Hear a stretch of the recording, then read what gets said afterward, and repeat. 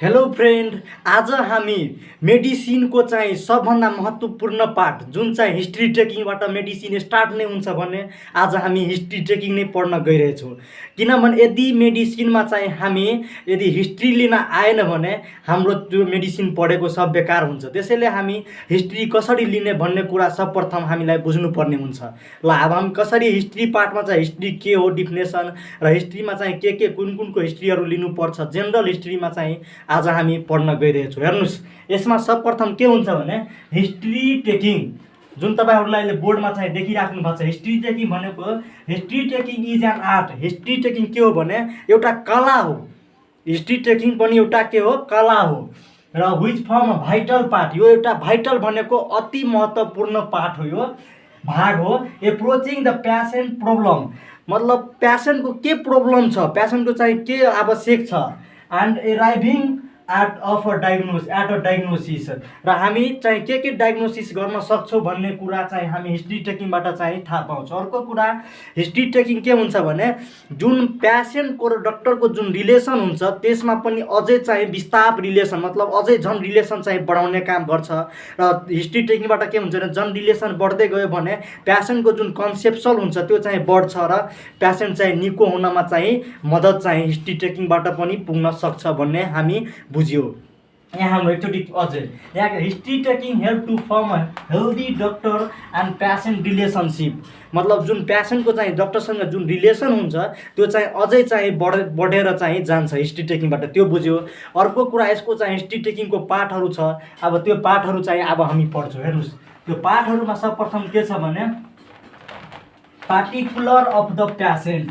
यहाँ हेर्नुहोस्, पार्टहरूमा चाहिँ सर्वप्रथम के छ, पार्टिकुलर अफ द पेसेन्टमा एक नम्बरमा के हुन्छ भने पार्टिकुलर अफ द पेसेन्ट एक नम्बरमा। सबभन्दा पहिला पार्टिकुलर अफ द पेसेन्टमा चाहिँ हामी सर्वप्रथम के हेर्छौँ भने पेसेन्टको नाम।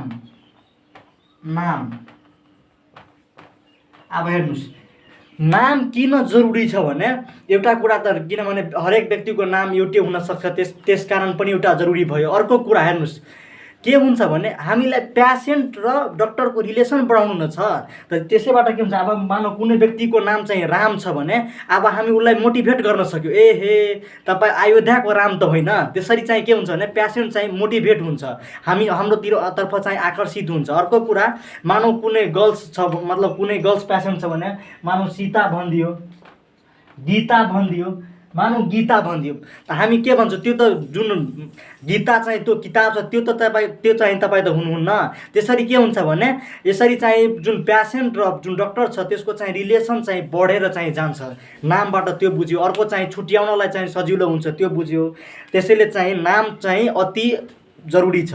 अर्को कुरा त्यो नाम भइहाल्यो। अब अर्को के हेर्छौँ भने हामी एज हेर्छौँ। एज किन जरुरी छ भने जस्तो मानौ मेजलेसहरू भयो, मेजलेसहरू रुबेलाहरू जुन हुन्छ, चिकन पक्सहरू, त्यो चाहिँ मोर कमन हुन्छ बच्चामा। र अर्को कुरा एडल्टहरूमा चाहिँ हाइपर टेन्सनहरू भयो, त्यो सब चाहिँ मोर कमन हुन्छ। त्यसैले चाहिँ एज अनुसारले पनि स्पेसिफिक डिजिजेसहरू हुन्छ, त्यो डिजिजेसहरू चाहिँ हामीलाई तुरुन्तै पत्ता लागोस् भनेर चाहिँ एज पनि अति इम्पोर्टेन्ट हुन्छ, त्यो बुझ्यौँ हामी। अर्को कुरा के हुन्छ भने एज भइहाल्यो। अर्कोमा हुन्छ सेक्स, मेल और फिमेल। सेक्समा चाहिँ के हुन्छ भने अब मेल छ भने मेल छ भने हाइपर टेन्सनहरू भयो, जुन हार्टको समस्याहरू बढी चाहिँ मेलमा हुने गर्छ, त्यसैले चाहिँ हामी सेक्स सोच्छौँ। अर्को कुरा के हुन्छ भने फिमेल छ भने हामी फिमेलमा चाहिँ अर्को मेलमा चाहिँ हाइपर टेन्सनहरू हेमोफिलियाहरू चाहिँ बढी देखिन्छ, त्यसैले चाहिँ हामी यसबाट पनि पत्ता लगाउन सक्यौँ, सेक्सबाट पनि। र फिमेलमा के हुन्छ भने हाइपर थाइरोइडको समस्याहरू, ओबेजहरू जुन हुन्छ त्यो हाइपर थाइरोइडिनमहरू भयो, डायबिटिज मेलाइटसहरू भयो, युटिआईहरू भयो, त्यो सब चाहिँ मोर कमन हुन्छ फिमेलमा। त यसबाट पनि हामी पत्ता लगाउन सक्यौँ सेक्सबाट चाहिँ मोर कमन के हो भनेर चाहिँ डिजिज डायग्नोस गर्नलाई चाहिँ हामी सजिलो हुन्छ, त्यसैले चाहिँ हामी सेक्स सोधियो। अर्को कुरा त्यो पनि बुझिहाल्यो हामी। अब के हुन्छ भने एड्रेस सोध्छौँ हामी। एड्रेसमा के हुन्छ भने हेर्नुहोस्, एड्रेस किन जरुरी छ भने कुनै डिजिजेस चाहिँ मोर कमन हुन्छ तपाईँको हिल्ली एरियामा र माउन्टेन रिजनमा, कुनै डिजिजेस चाहिँ मोर कमन हुन्छ तपाईँको तराई एरियामा। जस्तै कि कालाजरहरू भयो, डेङ्गु फिभरहरू भयो, त्यो सब चाहिँ मोर कमन छ तपाईँको तराई एरियामा। र जुन तपाईँको आइरन डिफिसियन्सी एनेमियाहरू भयो, गोइटरहरू भयो, त्यो सब चाहिँ मोर कमन हुन्छ हिल्ली र माउन्टेन एरियामा। त्यसैले चाहिँ हामी एड्रेस चाहिँ सोध्छौँ, त्यो बुझिहाल्यो। अर्को कुरा के हुन्छ भने अकुपेसन हामी सोध्छौँ, मतलब पेसा, अकुपेसन के छ तपाईँको। अकुपेसन किन जरुरी छ भने अकुपेसन अनुसारले पनि रोगहरू हुन्छ र रोगहरू सर्ने गर्छ। अकुपेसन मानौ कुनै व्यक्ति कोइलाको खानीहरूमा यदि काम गरिरहेछ भने सिलिकोसिस भन्ने रोग हुन्छ, त्यो चाहिँ मोर कमन हुन्छ। मानौ कुनै व्यक्ति चाहिँ सुगर फ्याक्ट्रीहरूमा काम गरिरहेछ भने ब्यागोसिसहरू भन्ने हुन्छ, त्यो चाहिँ मोर कमन हुन्छ। त्यसकारण हामी अकुपेसन चाहिँ पेसेन्टलाई सोध्छौँ। अर्को कुरा के हुन्छ भने हामी रिलिजन सोध्छौँ। रिलिजन किन जरुरी छ भने रिलिजनमा के हुन्छ भने मानव सर्भिक्स क्यान्सरहरू भयो, सर्भिक्स क्यान्सर, फिमोसिस भन्ने हुन्छ, त्यो चाहिँ लेस कमन हुन्छ तपाईँको त्यो मतलब महिला मुस्लिम समुदायमा चाहिँ लेस कमन हुन्छ।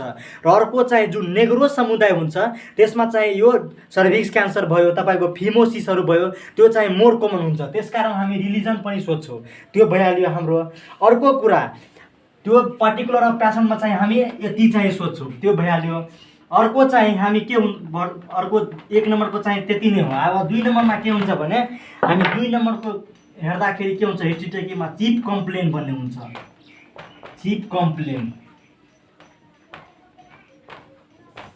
कम्प्लेन्टमा चाहिँ के हुन्छ भने यसमा चाहिँ लक्षणहरू त थुप्रो देखिन्छ, तर त्यो लक्षणहरू मध्ये चाहिँ मेन लक्षणहरू के हो र त्यो लक्षण पनि त्यो सिम्टमहरू पनि पेसेन्टको ल्याङ्ग्वेजमा।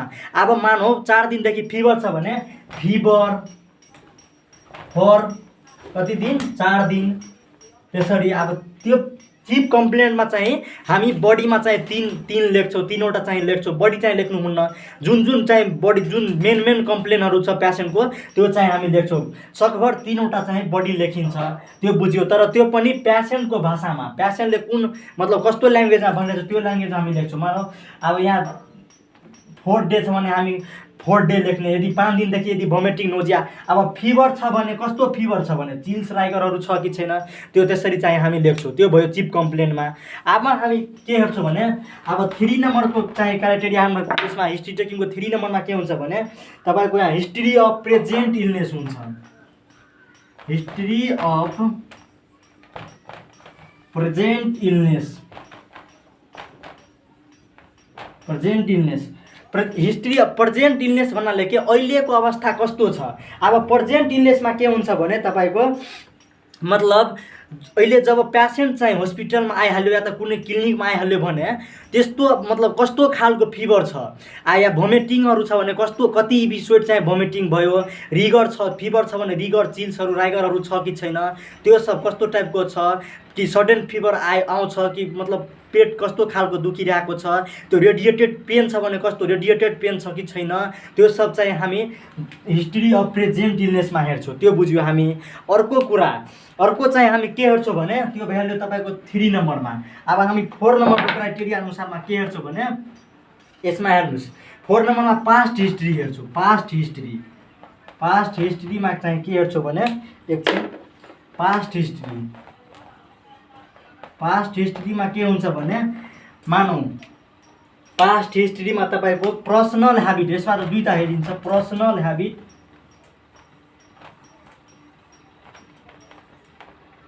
ह्याबिट भयो। अर्को चाहिँ के हुन्छ भने पास्ट इलनेसहरू भयो, यो सब हेर्छु।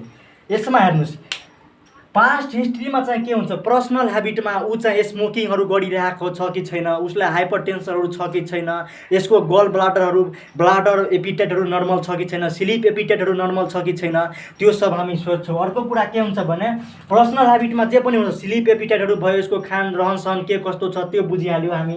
पास्ट इलनेसमा के हुन्छ भने उसलाई चाहिँ त्यो पेसेन्टलाई चाहिँ त्योभन्दा पछाडि, त्योभन्दा मतलब अगाडि नै, आउनुभन्दा अगाडि या त पछाडि नै चाहिँ उसलाई के मतलब त्यो ब्लड ट्रान्सफ्युजनहरू गराएको छ कि गराएको छैन, कि उसलाई टिबी थियो कि छैन, उसको मतलब कुनै सर्जिकल इन्टरभेन्सनहरू भएको छ कि कस्तो, त्यो सब चाहिँ हामी पास्ट हिस्ट्रीमा चाहिँ सोध्छौँ, त्यो बुझ्यौँ हामी। अर्को चाहिँ के हुन्छ भने अर्को यहाँ हेर्नुहोस्, अर्को 5 नम्बरमा के हुन्छ भने तपाईँको पास्ट हिस्ट्री त बुझ्यौँ हामी, मेस्टुरल हिस्ट्री हुन्छ।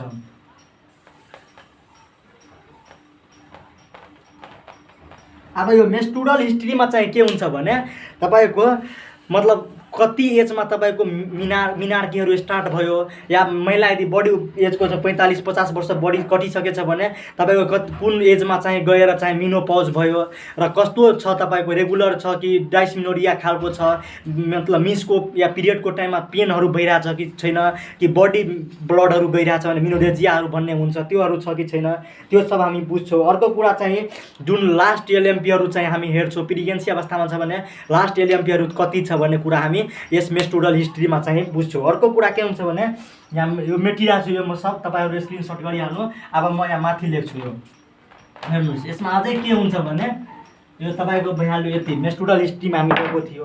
अर्को चाहिँ के हुन्छ भने तपाईँको अब्स्टेट्रिक हिस्ट्रीमा के हुन्छ भने हेर्नुहोस्,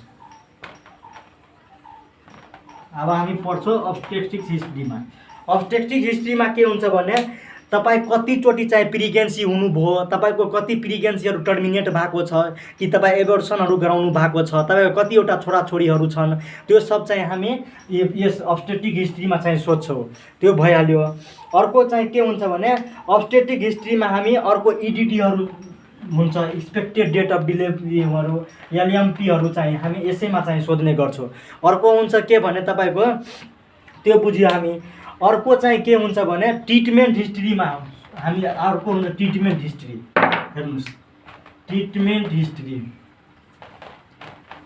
ट्रिटमेन्ट हिस्ट्रीमा हामी के सोध्छौँ भने मतलब त्यो योभन्दा अगाडि त्यो ओसिपी महिला छ भने ओसिपीहरू ओरल कन्ट्रासेप्टिभ पिल्सहरू चाहिँ कन्ज्युम गरिरहेको छ कि, अब कोही व्यक्तिहरू हाइपरटेन्सन छ भने लामो समयदेखि हाइपरटेन्सनको मेडिसिनहरू खाइरहेको हुन्छ, त्यस्तोहरू हामी सोध्छौँ। या त फ्लेक्सनहरू पेन किलरहरू खाइरहेको छ कि रेगुलर बेसमा, कि मतलब थाइरोइडहरू छ भने थाइरोक्सिनहरू भन्ने हुन्छ, त्यो चाहिँ रेगुलर बेसमा खाइरहेको छ कि, कुनै यस्तो मेडिसिन त्यो पेसेन्टलाई सोध्ने कि तपाईँ रेगुलर चाहिँ इन्क्लुड गरिराख्नु भएको छ कि, त्यो हामी ट्रिटमेन्ट हिस्ट्रीमा सोध्छौँ। या योभन्दा अगाडि तपाईँ कुनै लामो ट्रिटमेन्टहरू भएको छ त्योहरू सोध्छौँ। अर्को कुरा कुनै पेसेन्ट के हुन्छ भने तपाईँको एसी लकहरू भयो, प्यान्टपहरू भयो, त्यो चाहिँ रेगुलर बेसमा चाहिँ खाइरहेको हुन्छ, त्योहरू हामी चाहिँ सोध्छौँ ट्रिटमेन्ट हिस्ट्रीमा, त्यो बुझ्यो ट्रिटमेन्ट हिस्ट्रीमा। अर्को चाहिँ के हुन्छ भने ट्रिटमेन्ट हिस्ट्री पनि हामी बुझ्यो। अर्को चाहिँ के हुन्छ भने फ्यामिली एन्ड सोसियल हिस्ट्री हुन्छ।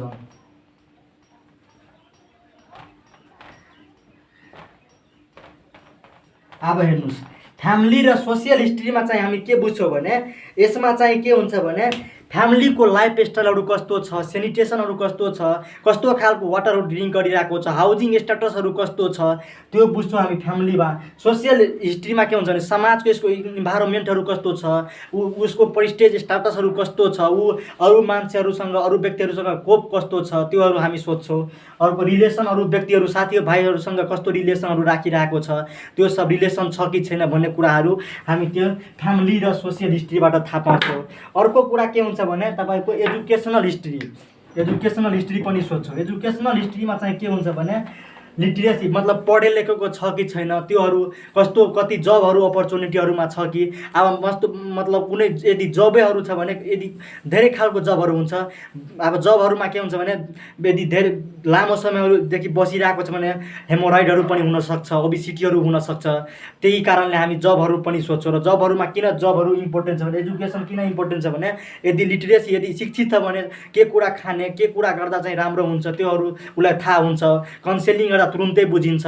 र एजुकेटेडहरू छैन भने त्यसलाई बुझाउन चाहिँ अलिक गाह्रो हुन्छ, त्यसैले हामी एजुकेसन छ कि एजुकेसन हिस्ट्री पनि हामी लिन्छौँ। अर्को कुरा के हुन्छ भने एलर्जिक हिस्ट्री लिन्छौँ। एलर्जिक हिस्ट्री हेर्नुहोस्, अर्को हामी के हुन्छ भने एलर्जिक हिस्ट्री लिन्छौँ।